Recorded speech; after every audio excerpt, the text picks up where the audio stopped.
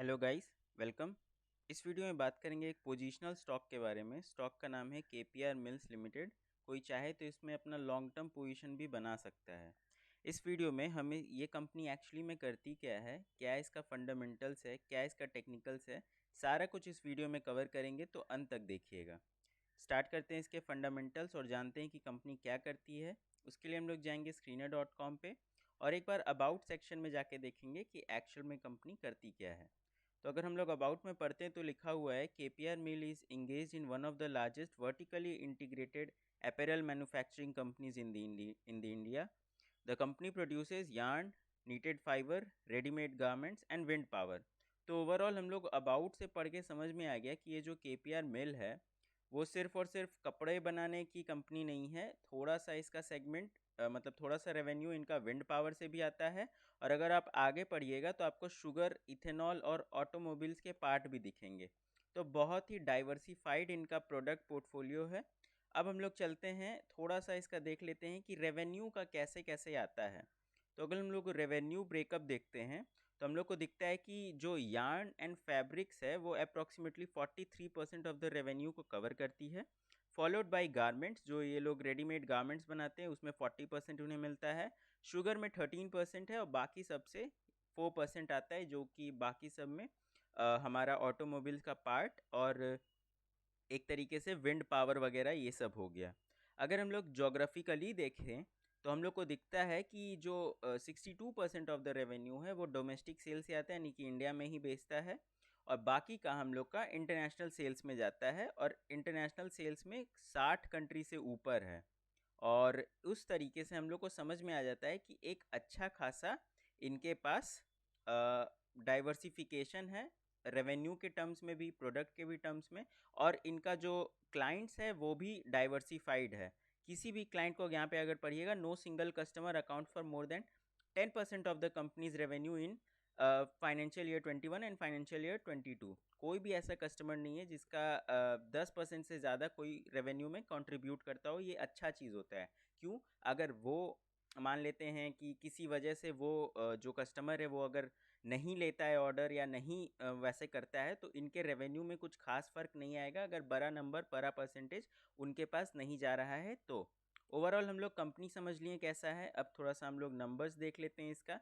तो market cap इसका 22,821 करोड़ का है। स्टॉक का पी अप्रॉक्सीमेटली अभी 28 का चल रहा है और इंडस्ट्री का पी 19 का चल रहा है। तो थोड़ा सा बाई सेक्टर से अगर कंपेयर करेंगे तो थोड़ा सा ऊपर है। लेकिन हम लोग को ये भी समझना पड़ेगा कि थोड़ा सा इनका जो सेक्टर है वो डाइवर्सिफाइड है, सिर्फ टेक्सटाइल सेक्टर में ही ये काम नहीं करती है। ओवरऑल अगर हम लोग देखें तो इसका फेस वैल्यू 1 है, तो थोड़ा वोलेटाइल है। अब थोड़ा सा हम लोग इसका नंबर्स देख लेते हैं एक बार। अगर हम लोग नंबर्स पे आ जाते हैं तो आपको दिखेगा कि लास्ट 4 क्वार्टर में काफ़ी शानदार इन्होंने रेवेन्यू बनाया है। 1450 करोड़, 1585 करोड़, 1220, यहाँ पे थोड़ा सा डाउन हुआ, फिर 1431 करोड़ और फिर 1950। तो आज तक का सबसे हाईएस्ट रेवेन्यू इस बार इन्होंने रजिस्टर किया है। अगर हम लोग ऑपरेटिंग प्रॉफिट देखें तो 320 करोड़ का निकल के आता है, जो कि नंबर में तो बहुत अच्छा है लेकिन परसेंटेज वाइज थोड़ा सा श्रिंक है अपने पिछले 4 क्वार्टर के हिसाब से। यहाँ पे कंपनी को अपना काम करना पड़ेगा कि ऑपरेटिंग मार्जिन उन्हें इम्प्रूव करना चाहिए। ओवरऑल अगर हम लोग बाई पैसा देखें तो काफ़ी अच्छा इस बार बन के आया है, 210 करोड़ का प्रॉफिट आया है। पर इसमें एक और चीज़ हम जो कंट्रीब्यूट करना चाहेंगे और बताना चाहेंगे वो है इसका स्कोप ऑफ ग्रोथ। क्योंकि स्कोप ऑफ ग्रोथ इस कंपनी में बहुत अच्छा है, ना ही सिर्फ टेक्सटाइल में बट शुगर, चले शुगर तो मान लेते हैं कि एक सीजनल प्रोडक्ट है। तो प्रोडक्ट मतलब अगर हम लोग स्कोप ऑफ ग्रोथ देखें तो टेक्सटाइल में काफ़ी अच्छा ग्रोथ है। क्योंकि अभी जो हम लोग का मैक्सिमम कंजम्पशन डोमेस्टिक कर रहा है वो फ्यूचर में हम लोग का इंटरनेशनल भी हम लोग इस सेगमेंट में कंट्रीब्यूट कर पाएंगे। और बहुत ही अच्छा अच्छा पॉलिसीज़ आ रहा है उसके रिगार्डिंग हमारे गवर्नमेंट के तरफ से।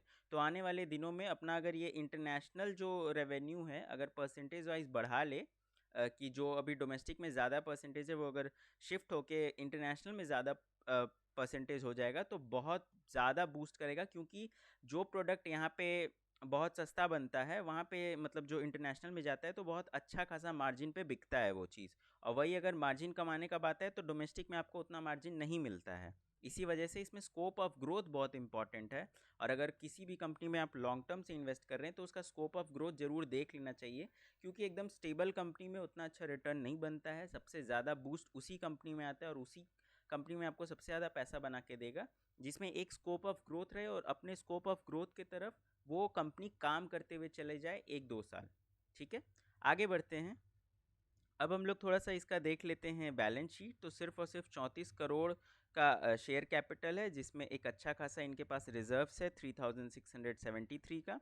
और ओवरऑल बोरोइंग्स जो है इनका, लॉन्ग टर्म बोरोइंग्स बहुत ज़्यादा नहीं है, 448 करोड़ है। और अभी अपने अगर रिजर्व से देखा जाए तो बहुत परसेंटेज वाइज उतना बड़ा नहीं है। और जो एक अच्छा चीज़ यहाँ पे है कि फिक्स्ड एसेट भी हर साल ही बढ़े हैं और ठीक ठाक ही इनका बैलेंस शीट दिख रहा है। आगे बढ़ते हैं। कैश फ्लो भी अगर आप देखिएगा तो पिछले 4-5 साल में कंपनी ने कैश बनाया है। ऑल्दो अगर आप देखिएगा, यहाँ देखिए ऑपरेटिंग एक्टिविटी से अगर 2020 से भी देखा जाए तो कंपनी काफ़ी कैश रिच है। और 788 करोड़, 659 करोड़, 494 करोड़, 299 करोड़ का अप्रॉक्सीमेटली इनके पास ऑपरेटिंग एक्टिविटी से कैश इन हो रहा है। अगर आप ऑपरेटिंग प्रॉफिट का देखिएगा तो एक अच्छा खासा परसेंटेज ये अपना कैश इन कर पा रहे हैं और ये काफ़ी अच्छा चीज़ होता है। आगे बढ़ते हैं। शेयर होल्डिंग पैटर्न देखा जाए तो प्रमोटर्स के पास अप्रॉक्सीमेटली 75% होल्डिंग है, जो कि काफ़ी अच्छा बात है क्योंकि प्रमोटर्स को अपने कंपनी पे, अपने बिजनेस पे भरोसा है। एफ के पास सिर्फ 3% है। डी भी 14.5% लेके बैठी हुई है और सिर्फ 7.59% के पास का पब्लिक के पास पड़ा हुआ है।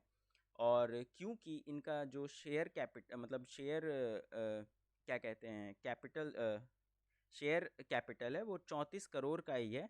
तो सिर्फ 34 करोड़ में 7% ही फ्री फ्लोट है मार्केट में। और ये बहुत अच्छा बात होता है क्योंकि जितना फ्री फ्लोट कम होता है उतना अच्छा बात होता है कंपनी के लिए। अब आ जाते हैं टेक्निकल पे। फंडामेंटल्स तो हम लोग समझ लिए। टेक्निकल पे अगर देखा जाए तो कुछ अप्रॉक्सीमेटली 8 जून 9 जून के आसपास में एक ब्रेकआउट आया था। बहुत दिन से 620 एज ए रेसिस्टेंस एक्ट कर रहा था और अब जाके ब्रेकआउट आया है। अब ब्रेकआउट आके एक बार कंसोलिडेट करके सेकंड वेव में अभी चल रहा है और वहीं पे कंसोलिडेशन कर रहा है। तो आने वाले दिनों में एक अच्छा खासा हम लोग को इसमें तेज़ी दिख सकता है। देखिए ये जो स्टॉक बता रहे हो स्विंग ट्रेडिंग के लिए नहीं है, इसको आप एज अ पोजिशनल ही खेले तो सही रहेगा। देखिए आने वाले दिनों में हम लोग 730 को एज अ टारगेट लेके चल सकते हैं। और अगर थोड़ा सा और ऊपर का देखा जाए, अगर इसको हम वीकली अगर हम करके रखें तो ऊपर के लेवल्स यानी कि 900 और 1000 भी हम लोग देख सकते हैं आने वाले कुछ सालों में। और अगर हम लोग को एज अ एस एल लेके चलना है कि एस एल कहाँ पे रखें, तो 620 एक काफ़ी अच्छा एस एल हो सकता है अगर आपका व्यू 4-5 महीना का है। और अगर आपका व्यू उससे बड़ा का है तो आप इस ट्रेंड लाइन को ड्रॉ करके छोड़ दीजिए। और जहाँ पे भी ये ट्रेंड लाइन के नीचे में क्लोजिंग दे देगा वहाँ पे आप अपना पोजीशन हल्का करने का सोचिएगा। आई होप कि आपको ये वीडियो पसंद आया होगा। वीडियो पसंद आया तो वीडियो को लाइक करिए, चैनल को सब्सक्राइब करिए और आप हमारा फ्री व्हाट्सएप ग्रुप भी ज्वाइन कर सकते हैं। Link is in the description. Thank you, bye bye.